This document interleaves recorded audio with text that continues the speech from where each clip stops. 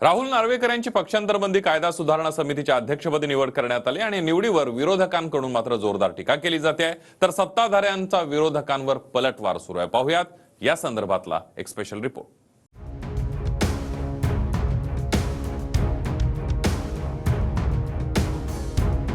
महाराष्ट्र विधानसभा अध्यक्ष राहुल नार्वेकर यांची पक्षांतरबंदी कायदा सुधारणा समितीच्या अध्यक्षपदी निवड करण्यात आली आहे आणि ही निवड केली आहे लोकसभा अध्यक्ष ओम बिर्ला यांनी। शिवसेना आमदार अपात्रतेबाबत नार्वेकरांनी दिलेल्या निकालावर ठाकरे गटासह विरोधकांकडून अनेक प्रश्न उपस्थित केले गेले। इतकंच नाही तर निकालाविरोधात ठाकरे गट सर्वोच्च न्यायालयातही गेला। तर दुसरीकडे राष्ट्रवादी काँग्रेसच्या आमदार अपात्रतेबाबत नार्वेकरांकडे सुनावणी सुरू आहे। या पार्श्वभूमीवर आता नार्वेकरांच्या निवडीवर विरोधकांकडून जोरदार टीका केली जाते। उद्धव ठाकरे यांनी या निवडीवर परखड सवाल विचारला। महाराष्ट्रात नुकताच परिशिष्ट 10च्या चिंध्या उडवून जो उफराटा निर्णय नार्वेकरांनी दिला त्याचं वस्त्रहरण आम्ही जनतेच्या न्यायालयात तर केलंच, परंतु त्या विरोधात सर्वोच्च न्यायालयातही गेलो आहोत। प्रकरण सर्वोच्च न्यायालयात असताना ही नेमणूक करणं म्हणजे सर्वोच्च न्यायालयावर दडपण आणण्याचाच प्रयत्न समजावा लागेल। आम्ही सर्वोच्च न्यायालयाहून मोठे आहोत, आम्ही म्हणू तेच संविधान आणि म्हणू तोच कायदा यापुढे देशात असेल असं म्हणणारे कोणीही असले तरी त्याला डॉक्टर बाबासाहेब आंबेडकर यांनी दिलेल्या संविधानाची आणि लोकशाहीची ताकद दाखवावीच लागेल, अन्यथा देशात लोकशाहीची हत्या होऊन बेबंदशाही निर्माण होईल। हा सगळ्यात मोठा फ्रॉड आहे या देशातला। ज्या माणसाने आतापर्यंत 10 पक्षांतरे केलेली आहे, बरं का, ज्या व्यक्तीनं आतापर्यंत 10 पक्षांतर सहज करून पचवली आहे, ढेकर दिली आहे, ती पचवून पक्षांतर त्या विधिमंडळ पक्षाच्या फुटीर गटालाच मान्यता देऊन टाकणे म्हणजे पक्षांतरावर शिक्कामोर्तब करतो। डॉक्टर आंबेडकरांनंतर हेच घटना करताना सापडले का? हा डॉक्टर बाबासाहेब आंबेडकरांच्या संविधानाचा अपमान करतायत ओम बिर्ला, असं मी सांगतो। ते माकडाच्या हातात कोलीत देतात तसंच झालेलं आहे। या लोकशाहीचा मुर्दा ज्याने पाडला त्या राहुल नार्वेकरांना पक्षांतर बंदी संदर्भातले ज्या समितीचं अध्यक्षपद बनवणं हे एक आश्चर्य आहे। जगातलं केवढं तरी मोठं आश्चर्य ठरेल, ते 8वं आश्चर्य ठरेल।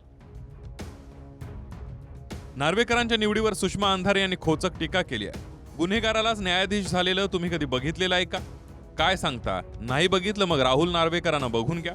महाराष्ट्रात दिवसाढवळ्या ज्याने लोकशाही व्यवस्थेचा मुर्दा पाडला त्याच नार्वेकरांची देशाच्या पक्षांतरबंदी कायदा समितीचे अध्यक्ष म्हणून नेमणूक करण्यात आली। तर जितेंद्र आव्हाड यांनी ही नार्वेकरांची निवड म्हणजे संविधानिक मूल्यांची सर्वात मोठी थट्टा असल्याचं म्हटलंय। स्वतःच्या राजकीय स्वार्थासाठी तत्व आणि नैतिकतेला मुठमाती देऊन जी व्यक्ती सर्व पक्षांसोबत घरोबा करून आलेली आहे त्याला यापदी नेमणं म्हणजे संविधानिक मूल्यांची सर्वात मोठी थट्टा आहे। यापेक्षा मोठी शोकांतिका काय असू शकते? तर दुसरीकडे सत्ताधारी पक्षाकडून राहुल नार्वेकरांची निवड योग्यच असल्याचं सांगितलं जात आहे। उपमुख्यमंत्री अजित पवार, भाजपचे प्रदेशाध्यक्ष बावनकुळे यांनी विरोधकांच्या टीकेला प्रत्युत्तर दिलंय।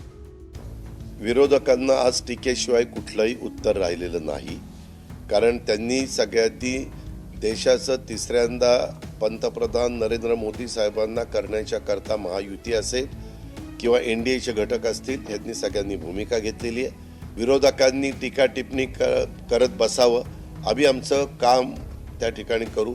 राहुल नार्वेकर अत्यंत प्रामाणिक आणि अत्यंत कर्तव्यनिष्ठ योग्य पद्धतीने कायदेतज्ञ असा व्यक्तिमत्व आहे, त्यामुळे त्यांची झालेली निवड योग्यच आहे। अशा व्यक्तीचीच निवड व्हावी, कारण महाराष्ट्रामध्ये असे फार कमी लोक आहेत जे या विषयामध्ये काम करू शकतात, त्यात नार्वेकर आहे।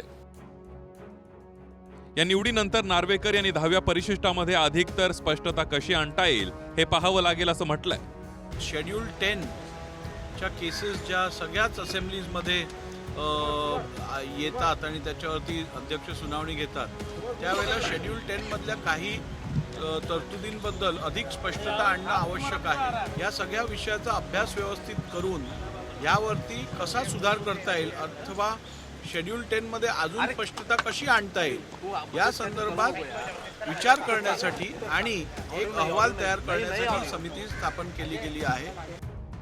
दरम्यान नार्वेकरांच्या निवडीनंतर विरोधक आक्रमक का झाले ते पाहणं महत्त्वाचं आहे। शिवसेना आमदार अपात्रता प्रकरणात राहुल नार्वेकरांनी दिलेला निकाल सर्वोच्च न्यायालयाच्या निर्देशानुसार नाही असा आरोप ठाकरे गटाचा आहे। त्यामुळे नार्वेकरांचा निकाल काय होता यावर एक नजर टाकूया.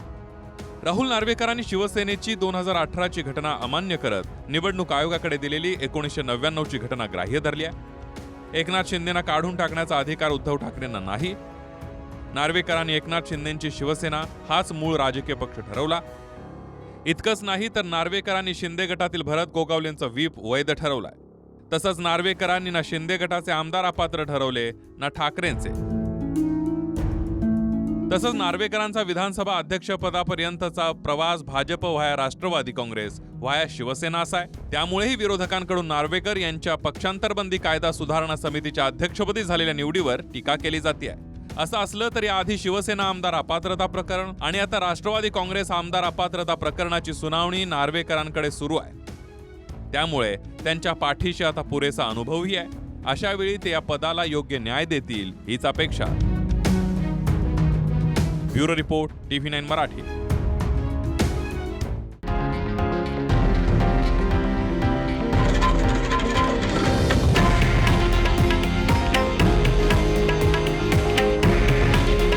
हे आहे देशातील नंबर 1 न्यूज नेटवर्क आणि आपण पाहत आहात TV9 मराठी. काळजी तुमची, हित महाराष्ट्राचं.